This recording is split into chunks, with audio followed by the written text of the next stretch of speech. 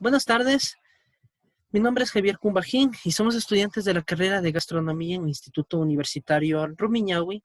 Y el presente video es una entrevista que hemos logrado conseguir con una nutricionista que va a hablarnos un poco de los temas que hemos podido abarcar dentro de esta materia de dietética y nutrición. En esta tarde nos acompaña la profesional Nicole García, nutricionista, máster en nutrición y entrenamiento deportivo, que está radicada en la ciudad de Madrid y al momento se está desempeñando como cocinera dentro de un restaurante en la misma ciudad. Mis compañeros, los que me acompañan esta tarde, eh, van a participar uno con preguntas, cada uno con preguntas que le iremos desarrollando a medida que empecemos. Como les decía, el día de hoy nos acompaña la profesional Nicole García, que se encuentra en la ciudad de Madrid. Nos ha concedido este tiempo corto en el que vamos a hacer varias preguntas acerca de esta materia de dietética y nutrición. Les quiero hablar un poco acerca de Nicole.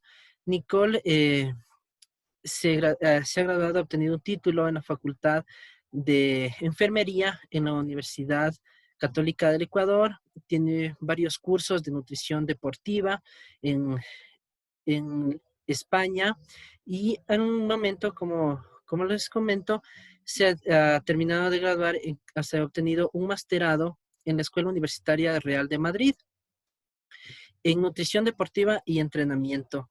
Tiene varios años ya de experiencia dentro del tema de nutrición.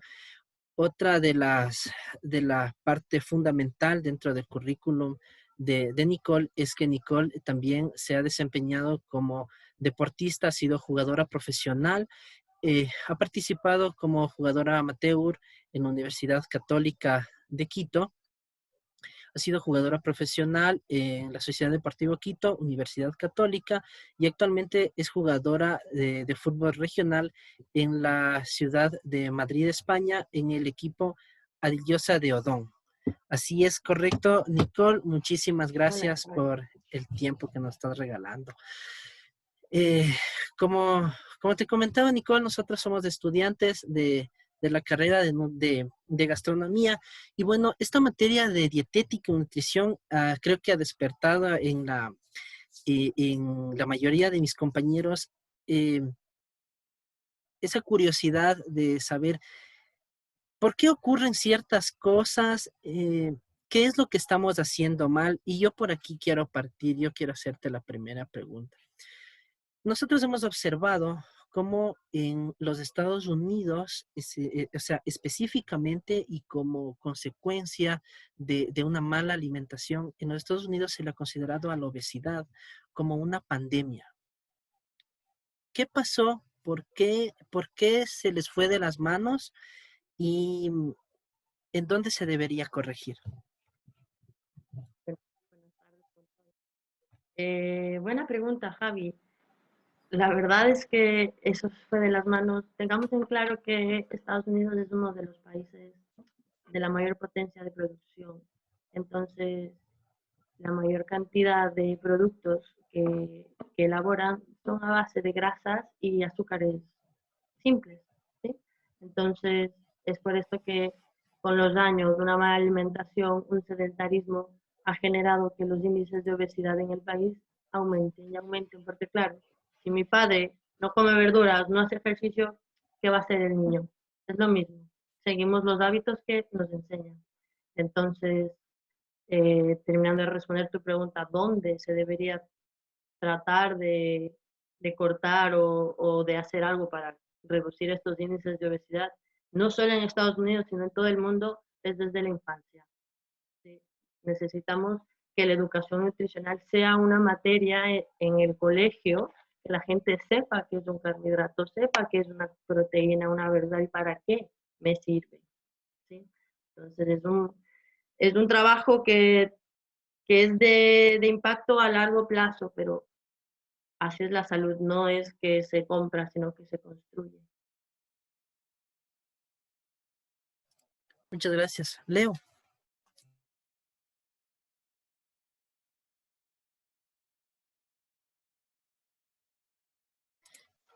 Tu micrófono está cerrado, Leo. Habilítale, por favor.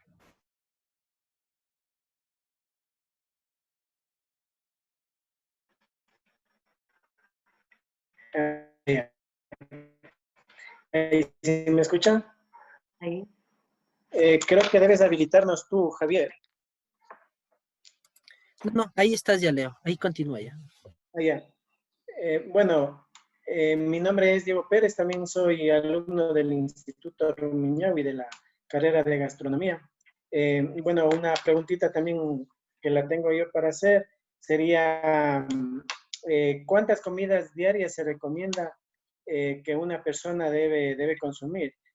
Por ejemplo, usted está en el ámbito deportivo. ¿Una persona normal debe consumir las mismas comidas que un deportista o hay alguna diferencia? Totalmente. Siempre es necesario, a ver, en cuanto a, a tu pregunta, ¿cuántas veces al día una persona debe comer? Sí que te podría decir un depende. Claro, depende de la actividad física o la actividad laboral en el día que tenga la persona. Si es una persona que no gasta mucha energía, pues se podría reducir la cantidad de las ingestas y aumentarlas, ¿sabes? Tipo fraccionarlas más, pero reducirlas para controlar un poco la ansiedad y tal. Si fuera un deportista, hablaríamos de aumentar cantidades, de aumentar porciones, etcétera. Pero por lo general, lo que yo recomiendo a una persona normal, activa, no sedentaria, son 5 tiempos de comida. 3 principales, desayuno, almuerzo y merienda o cena. Lo que vendría en cada tiempo de comida es otra pregunta que sería buena. Y 2 refrigerios. Estos refrigerios nos ayudan para controlar el vacío estomacal que tenemos. Porque claro, de comida de cada tiempo a cada tiempo, pues ya se hace la digestión, mi estómago está vacío y comienza a entrarme esta ansiedad de tengo hambre, ¿sí? Pero aún no llego a la hora de la comida. Entonces hay 2 opciones. O me aguanto este hambre y luego llego y como de más en el almuerzo, que no estamos bien, o tengo un pequeño refrigerio, lo que por lo general son las frutas, porque hay que tratar de consumir al menos 5 frutas al día. Entonces se las puede ir distribuyendo en estos refrigerios. Y por ejemplo, qué sé yo, siempre existen momentos, por ejemplo, aquí en el Ecuador, nuestra costumbre es tener 3 comidas diarias, ¿no es cierto? Pero, qué sé yo, a veces llegamos al almuerzo con mucha hambre. Entonces, por ejemplo, ¿qué nos recomendaría hacer? Porque si nosotros nos vamos con esa ansiedad de comer, vamos a sobrepasar la alimentación que Claro. necesitamos, ¿no? Le importaría cómo estuvo la comida anterior. Si la comida anterior no fue suficiente, ¿a qué me refiero? Si es que fue un mal desayuno, obvio que pasan 4 o 5 horas hasta que yo llegue al almuerzo y voy a comer primero, segundo, postre, tercero. Ay, ¿Vale? claro. Entonces eso es lo que hay que evaluar. ¿Estuvo bien la primera comida? Luego, la actividad que hice me hizo quemar demasiada energía. ¿Y por qué no tuve una media mañana? Porque yo, como nutricionista, yo sí recomiendo la media mañana y la media tarde. El qué y el cuánto, eso ya depende de tu estado de nutricional, si estás en sobrepeso, si haces ejercicio, etcétera, etcétera. Es bastante personalizado en cuanto a qué debes comer y qué, cuánto. ¿Sí? Entonces, sí que es verdad que en Ecuador todos mis pacientes eran las 3 comidas y manejábamos ansiedades, atrancones, ayunos, sobrepesos. Y claro, yo trabajaba en ayudarles a fraccionar un poquito más los horarios y a componer un poquito mejor esos horarios de comida. No sé si con esto te respondo tu pregunta.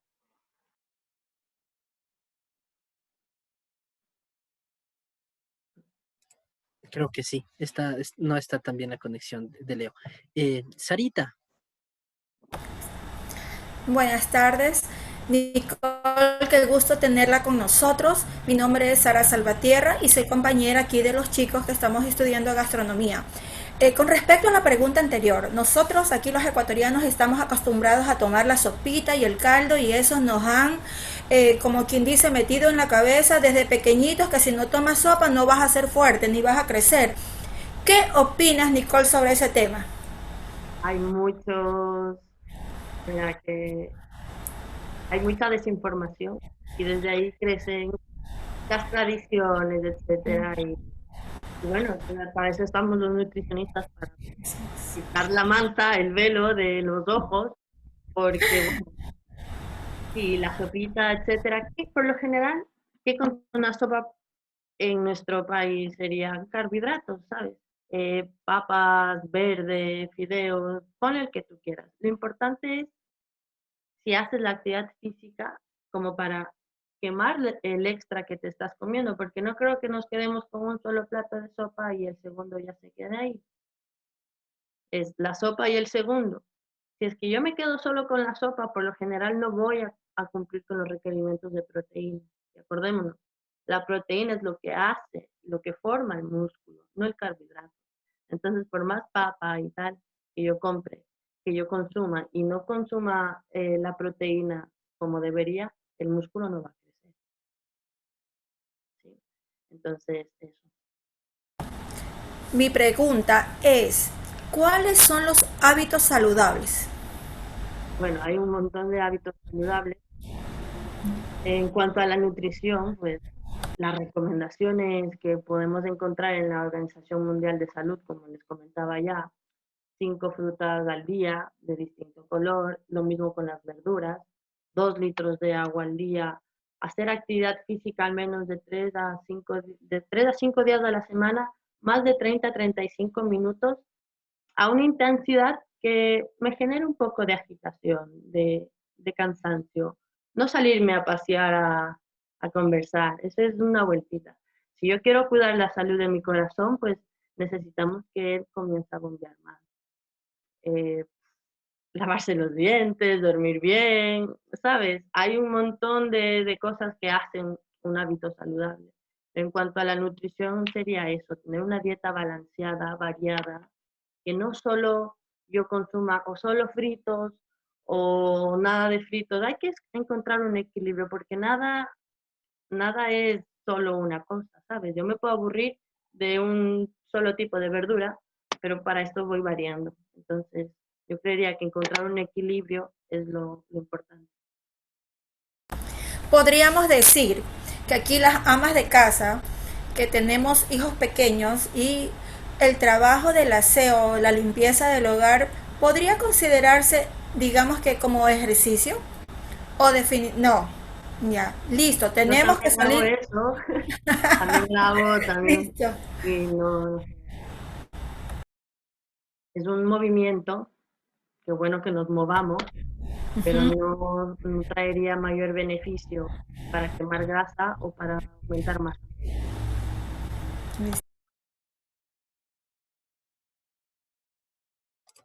Pau, Bueno, Nicole, como le dije antes, muchas gracias por su tiempo, bienvenida. Me vuelvo a presentar, mi nombre es Paola Sarmiento, somos estudiantes de gastronomía, deseosos siempre de recibir consejos de una profesional como usted. Y hablando de hábitos alimentarios, como habló nuestra compañera, a mí me gustaría hacerle la pregunta, ¿no?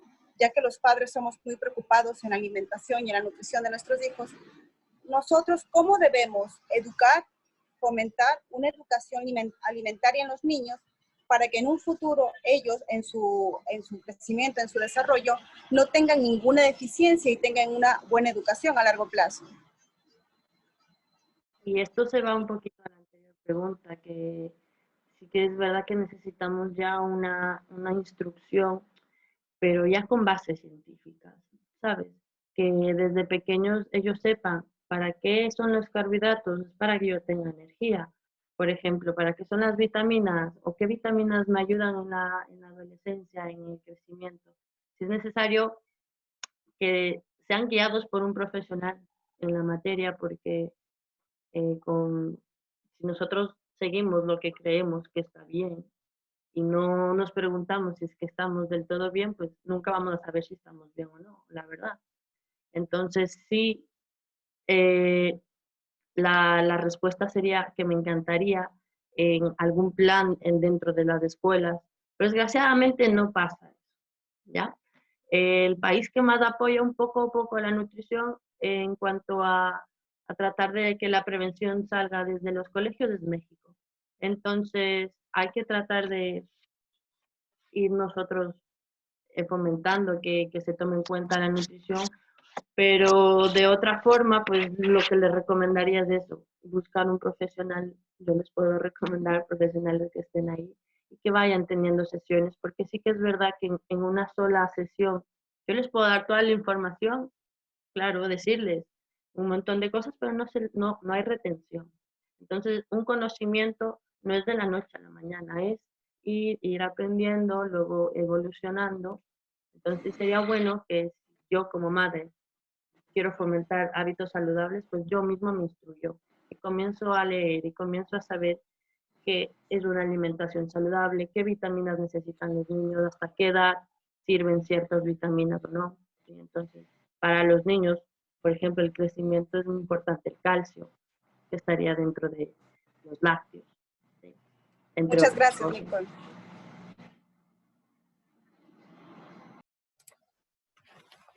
Muchas gracias. Nicole y, bueno, mis compañeros conocen un poquito más. Personalmente soy una persona que es bastante, me gusta mucho resaltar o ver los puntos que están mal en la formación profesional eh, de una cadena alimentaria. Y en este punto puedo decir, puedo también ser bastante crítico en el tema de educación. Basado en la pregunta que te acaba de hacer Paola, ¿tú consideras que si un país en América ya lo hace como México, donde están hablándote ya directamente de nutrición, ¿por qué en el Ecuador no? ¿Qué pasó? ¿Qué consideras tú que sucedió en el Ecuador? ¿Por qué no se le da ese plus? Nosotros hablábamos en un nivel anterior donde decíamos que nuestros vecinos que tenemos en el país, Colombia, Perú, gastronómicamente ellos están en un top como profesionales en restaurantes que está siendo reconocido por la gastronomía. Y yo decía, el Ecuador, ¿por qué no? Si el Ecuador es reconocido internacionalmente por su cacao, su camarón, por su chocolate, ¿por qué no resaltamos nosotros? Ahora, yo te pregunto a ti, ¿por qué el Ecuador no ha podido resaltar el tema de nutrición? Porque estoy seguro que Ecuador debe estar en un top como uno de los países con la peor nutrición dentro de América nada más. ¿Qué Bueno, pasó ahí, Nicole? mira, es una buena pregunta igual y estos últimos 4 años que estuve trabajando en el área de salud pública, lo vi de frente. Es la mentalidad que tiene el país de una medicina curativa y no preventiva, ¿sabes? Entonces, lograr cambiar ese ideal, esa idea a la cabeza, porque hay gente que tiene mucho poder y ellos deciden, es complicado. En cuanto al gremio de nutricionistas, de estos últimos años hemos estado luchando, uniéndonos para que primero se nos reconozca dentro del ámbito de salud, no teníamos plaza. Luego, tenemos problema en cuanto a que sí, los médicos no reconocen aún a nuestra carrera como algo válido, ¿sabes? Por no ser en sí medicina, pero es una rama, ¿vale? Entonces, no todos. Eso sí que es verdad que mientras la gente va creciendo, va cambiando, hay mentalidades que sí logran compaginar, pero hay otras que no. Entonces, en cuanto al tema, ¿por qué nos hemos quedado un poquito estancados en la nutrición en el país? Me atrevería a decir es eso, que no hay una mentalidad de prevención. De hecho, los últimos 4 años, el proyecto en el que trabajé me parecía la mejor ayuda que les podíamos dar a los ciudadanos. Era, no sé si lo conocieron, seguramente lo han escuchado, era Salud al Paso, un Ujú, proyecto del municipio. Yo ujú, trabajaba ahí, me encantaba, porque ahí podía ver a los ciudadanos semana a semana, mes a mes, y ahí yo generaba ese conocimiento. claro. de qué estoy comiendo, etcétera. Entonces, es un cambio, ya te digo, a largo plazo, pero se debe hacer. Luego, en Eh, cuanto a entrar a las instituciones, es un poco más difícil. Pero entonces la solución a corto plazo o lo más rápido sería el generar por grupos o por sectores, en pequeños grupos, el generar educación sobre esto y de ahí que se contagie y logramos. Considero que Claro, el país lo sería que... hermoso tener espacios donde nutricionistas puedan ir a dar charlas, Exacto, por ejemplo, charlas específicas, alimentación y embarazo, alimentación y diabetes, etcétera, ¿sí? correcto. Pero no hay ese espacio era el que nos daba un poco el municipio, porque claro, te gestiona tal. Luego todo se vuelve privado, entonces para todo se necesita el capital. Y eso ha sido como que, vale, El punto en el que todavía estamos fallando, nuevamente dices tú, es la educación, ¿no? Es la educación nada más. Y en conceptos básicos, porque creo que la nutrición debe ser considerada como un concepto básico de vida para poder llevar hábitos y vida y me saludable. atrevería también a sugerir la psicología ya desde igual, desde el colegio como la nutrición. Aprender a manejar las emociones influye mucho en la alimentación porque hay muchos desórdenes alimentarios solo porque emocionalmente no estamos bien. Por eso sale la bulimia, la anorexia, etcétera. Entonces, es algo integral, ¿sabes? Exacto, hacia allá quería ir, hacia allá quería ir. De la nutrición se ha comprobado que hay varias, o sea, por una mala nutrición se derivan varias enfermedades. Hablaba yo al inicio del tema de la obesidad, considerada una pandemia en los Estados Unidos, y yo te hablo, a ver, no quiero que se tome como machista la pregunta que te voy a hacer, sino más bien guiado por por la tendencia a lo que llama más la atención, a lo que ha sido casos de estudio más seguidos. Para una mujer, ¿qué dieta tú consideras que debe ser recomendada cuando tiene un desbalance hormonal? ¿Por dónde tú crees? Porque sabemos que este desbalance hormonal también puede estar ligado a la mala nutrición. ¿Tú qué dieta recomendarías para una mujer que tiene un desbalance hormonal? Ya, bueno, directamente para saber que el desbalance hormonal no es solamente la alimentación, es mucho más que ver en el tema genético. Dependería cómo esté ovulando, hablando de mujeres. Si es que estamos con quistes o estamos con el mes, si es que hay un déficit de hierro, etc. O sea, no es que hay una dieta en sí que te ayude a las hormonas, ¿sabes? Pero sí, el déficit, por ejemplo, de las proteínas, del hierro, generaría en una mujer que vaya declinando.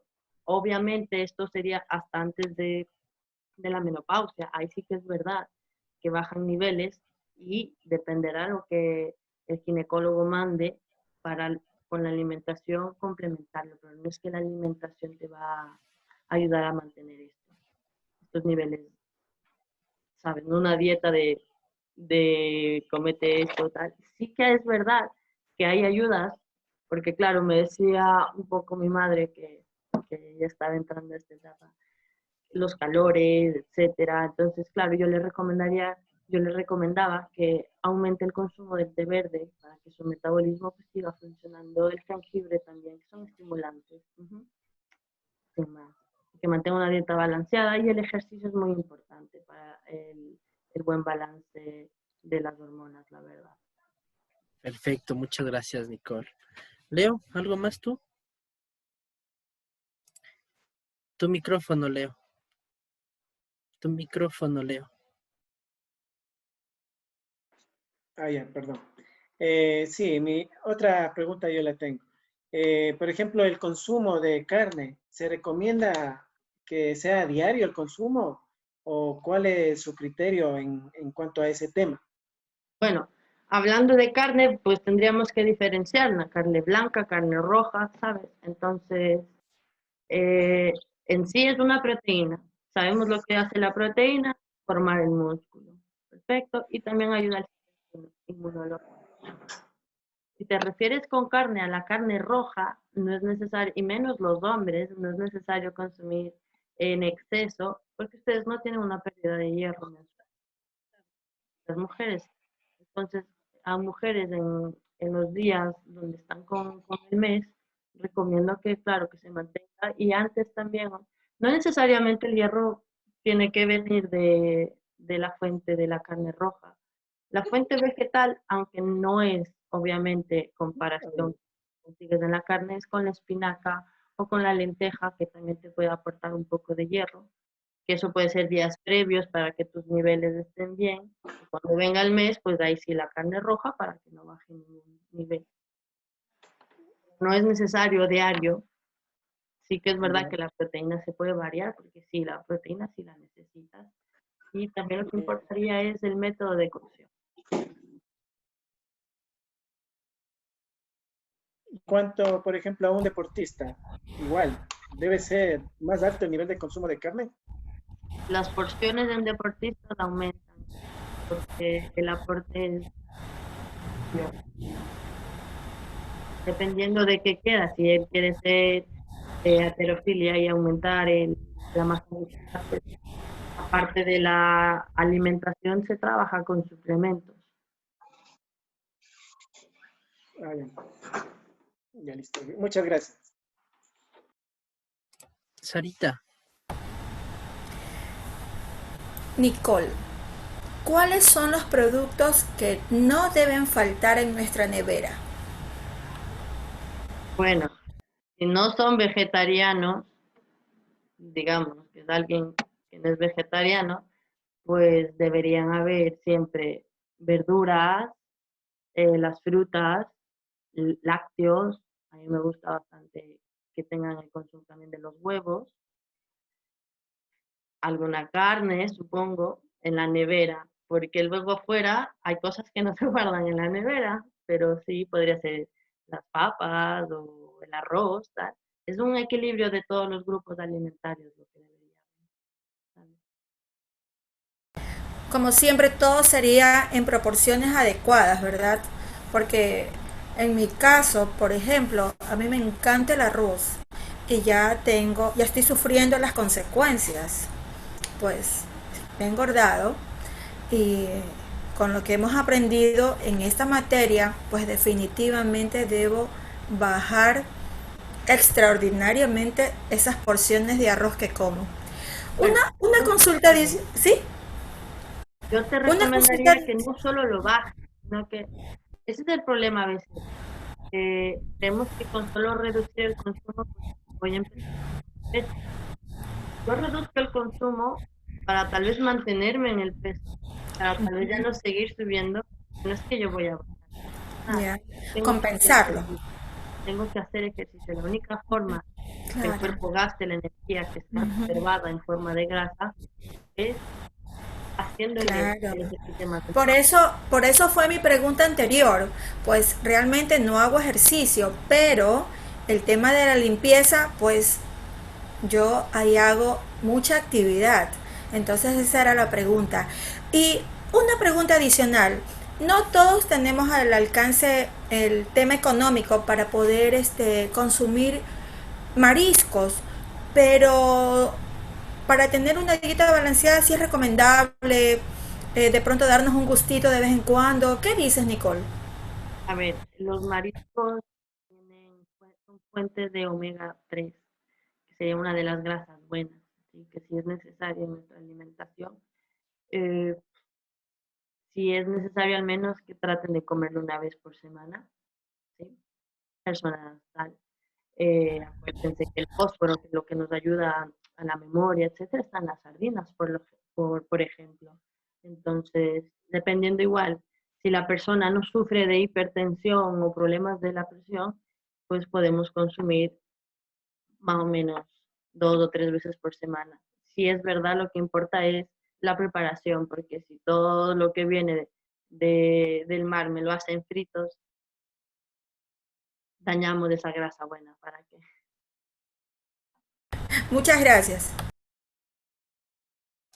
Pau, Sí, Bueno, yo aprovechándome de la situación geográfica que estamos nosotros aquí, en la que tú estás allá, me gustaría saber, porque aquí en Ecuador comemos bastante, nos alimentamos bien y encima de eso tomamos suplementos vitamínicos, vitaminas, todo lo que sea necesario. Sin embargo, en España se come menos y por lo menos los médicos que yo he visitado allí, no recomiendan unas vitaminas o suplementos alimenticios. ¿Sería ya eso una sobrealimentación?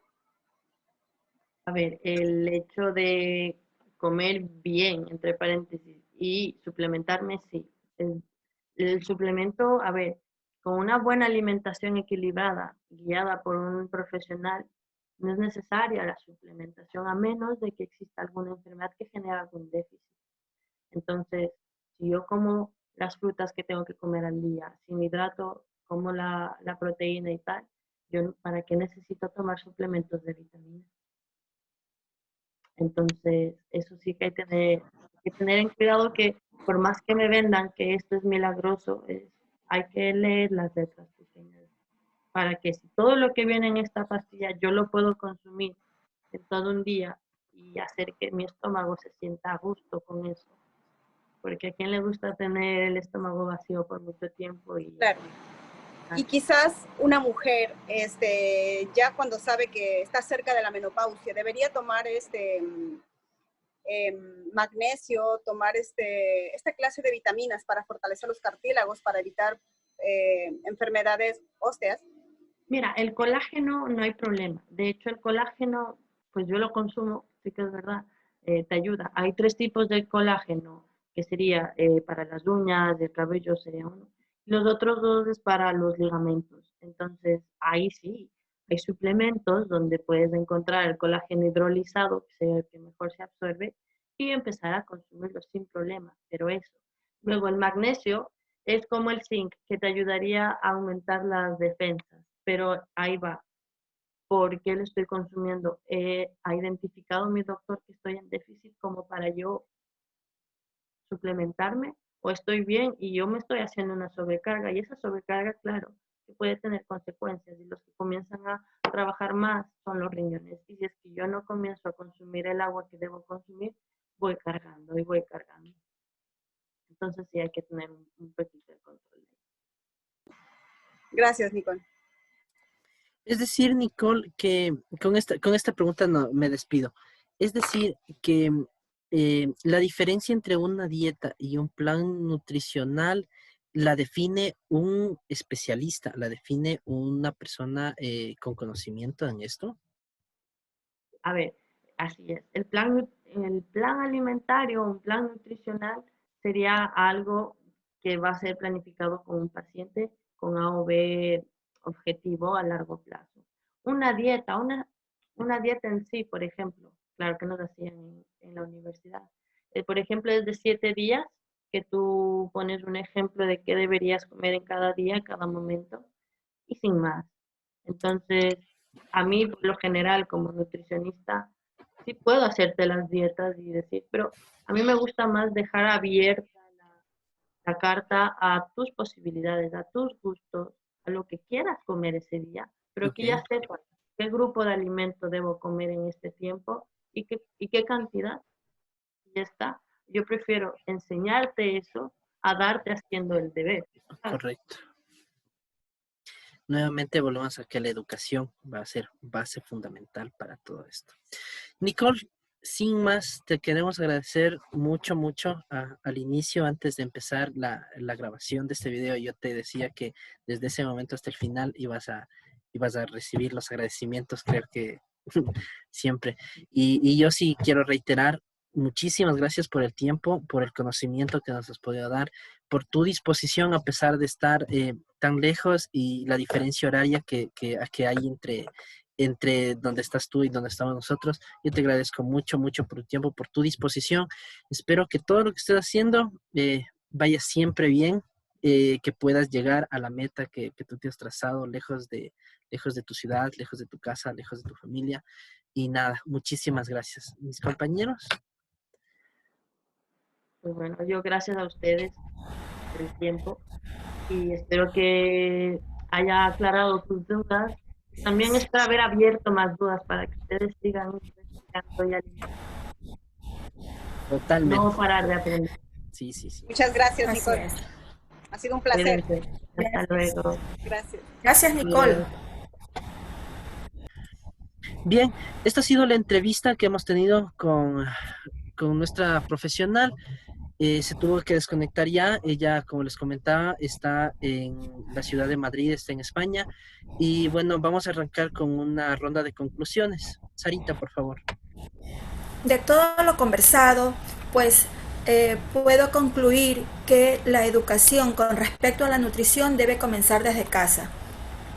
Definitivamente, nosotros como padres de familia debemos inculcar a nuestros hijos, eh, tanto con el ejemplo, pues, como enseñándoles lo bueno y lo cuán saludable es todos los tipos de alimentos que se sirven en la mesa. Y inculcar el ejercicio a diario que realmente nos hace falta. Leo.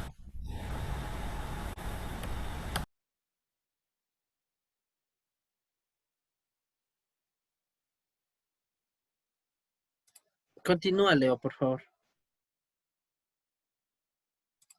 Tu micrófono, Leo, por favor. Sí, bueno, en la entrevista de hoy, una conclusión mía sería que debemos mejorar los malos hábitos alimenticios que la mayoría de personas tenemos en nuestro país, ¿no?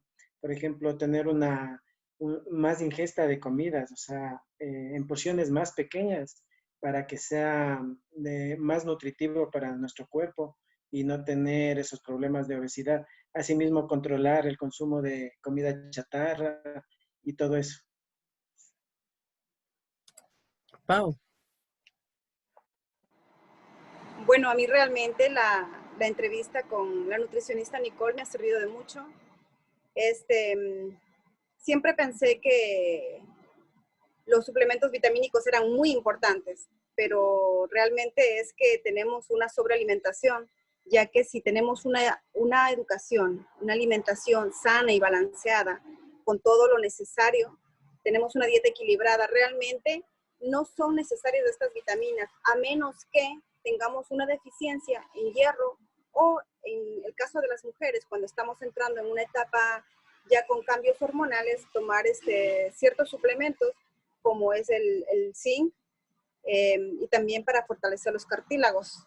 Entonces, me parece que estamos en buen camino, pero siempre pensando en dar una educación temprana a nuestros hijos en la casa para tener una vida saludable. Muchísimas gracias.